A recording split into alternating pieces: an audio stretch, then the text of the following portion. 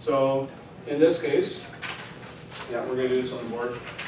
I have my cheat notes to make sure I don't get the numbers wrong. But if you're walking, which equation are you going to use? Running, walking, or cycling? Walking, makes sense, right? So VO2 equals 0.1 times speed plus 1.8 times speed times grade plus 3.5. But what unit of measure are we measuring speed in? Are we putting speed in miles per hour into the equation? No. We have to convert. So we know 1 mile per hour equals 26.8 meters per second or per minute. So we do, what are we doing? 3.6? 3.6 times 26.8 equal, out here, 96.48. So that's what we plug in for speed. 0.1 times 96.48 plus 1.8 times 96.48. What do we put in for grade? Do we put in 3? 0.03. 0.03. Thank you, Mr. Adam. You're welcome, Mr. Mayor. So formal. So we do, and this is how, so when you do this a bit before, some of you would like skip steps, and I say, no, do it line by line.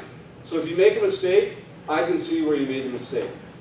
And we'll ask you to show your work in full. So just show your work in full. So 96.8 times, 96.48 times 0.01 is 9.648 plus 1.8 times 96.48 times 0.03 is 5.21 plus 3.5,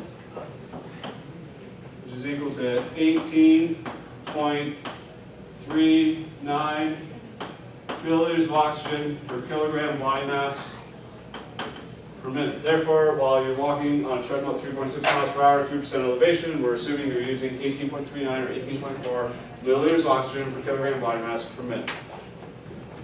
So we would have to know the 26.8 Yeah. by memory.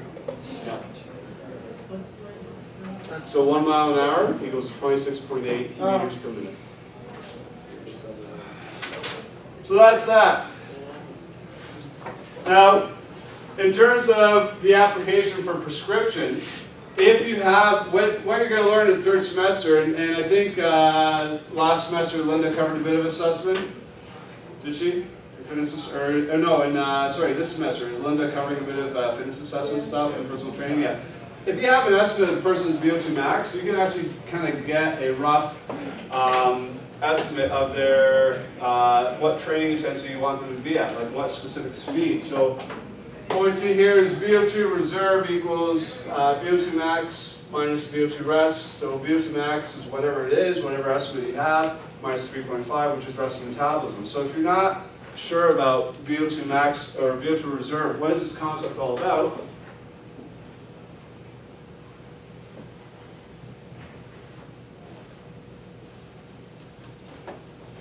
Think of it this way. Who here drives or has been in a car or a vehicle?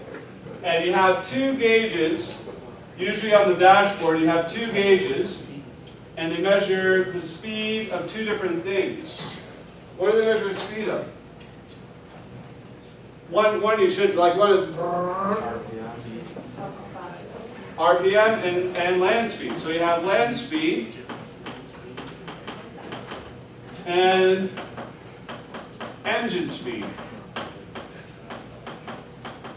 So engine speed, or RPM, usually it's like times 1,000, right? This is a gauge where you have 1, 2, 3, 4, 5, and then I guess 6, 7, 8, if it goes that high, it's like, oh no, this is a red zone, right? This is where your parents say basically, no, don't ever let the engine get that fast, because they're going to blow up something.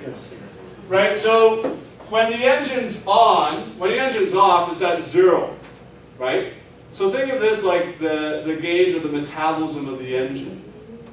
How fast is the engine going? So if you have the car turned off, it's at 0. What state do you think you're in when your engine speed is at 0?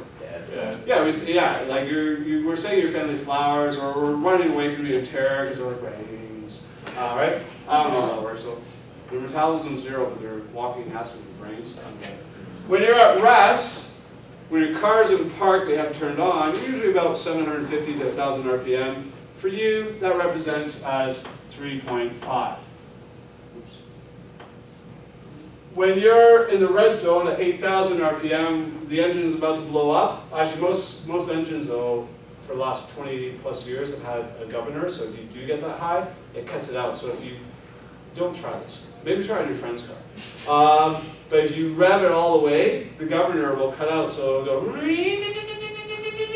and that's what you hear. Right? And then you see smoke coming out because you just blew the seal and cooled it down to the engine, and now you order your friend's new engine. But this is basically equivalent to your VO2 max. So what VO2 reserve is measuring the difference between rest and VO2 max. Does that make sense? Okay. We'll show that example in the test. We'll show that example in the test. So VO2 reserve equals, if we're actually like trying to figure out, well, I want you to work at 50% of VO2 reserve, we figure VO2 max minus VO2 rest times 0.5, 15% is 0.5 plus VO2 rest, and then we have, we're going to work at 50% of VO2 reserve. Now, if we want to use math to prescribe exercise, and we're not going to throw this, we're not going to throw, so the equations for walking, and, sorry, I lost my spot on paper. Chloe. Here, so for equation number two, don't worry about that for the midterm. The final, however, but don't worry about for the midterm. I'm too excited. But what we do is we've reverse calculated these equations. So what we said is, if you're going at a certain speed and a certain elevation on the treadmill, we can estimate how much oxygen you're using. But here's a thought. Think about this. What if I say to you, what if you have, like let's say your VO2 max is 53.5 milliliters of oxygen per kilogram per minute. So I want to figure out 50% of your VO2 reserve. But I don't know what speed that corresponds to, so I do 53.5 minus 3.5 equals 50. Times 0.5 equals 25, add back in resting metabolism. So I want you to work at an oxygen consumption rate of 28.5, but like I want you to be consuming that much oxygen. But I don't know what speed that corresponds to on the treadmill. Well, then that's easy. I put in the elevation I want you to work at, and I put in 28.5 here, and I can get the speed in miles per hour. So in this case, math is your friend. It helps you. Now she's like, oh, this makes sense. Sorry, we are going to probably go a couple minutes past. This just shows you there's a relationship according to this equation of the higher you work in terms of pedaling work, like the harder you work on the bike, the more oxygen you consume. And that should be a straightforward relationship. Net efficiency, so cycle ergometry, some people are only 15% efficient, some people are 27% efficient. Okay, so efficiency, there will be a range of efficiency. As we work harder, our efficiency goes down. Okay, so the harder you work, the efficiency goes down. But you think about this, here's a little experiment. Fill up your gas tank and drive 130 on a highway non-stop and see how far you go. And then fill up your gas tank again and drive 105 in the right lane. Don't be that person in the left lane. Like, you're so annoying. Come on.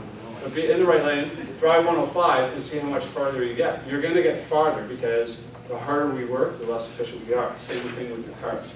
Sorry, your father's a mechanic. Can't help. Factors that influence your efficiency. First off, the work rate. So as we increase how hard you work, your efficiency goes down.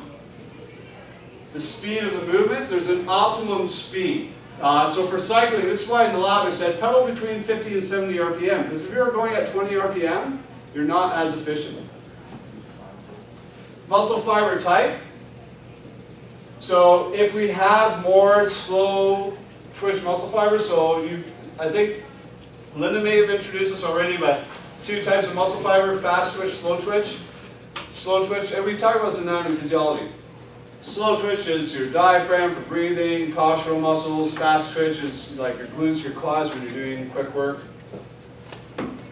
And what we see here is that the efficiency, again, as we increase the work rate, efficiency, being your dependent variable, goes down.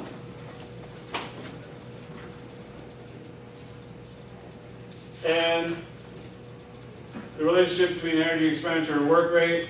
So as you can see, you burn even, like if you were equally efficient, this would be a straight line. But it starts to bend up a bit, and the reason it starts to bend up a bit is as work rate increases, the amount of energy you're expending goes up even more, right? So, you would think that at 100 watts, you're burning about 30 kilojoules, so that at 200 watts, you should be burning, well, let's say at 300 kilowatts, you should be burning 90, but it's not linear, right? So it's not efficient enough. Having said that, also speed of movement. So there is an optimal speed of movement. So that's why we say stick between 50 and 70, because 50 and 70 for most people is efficient.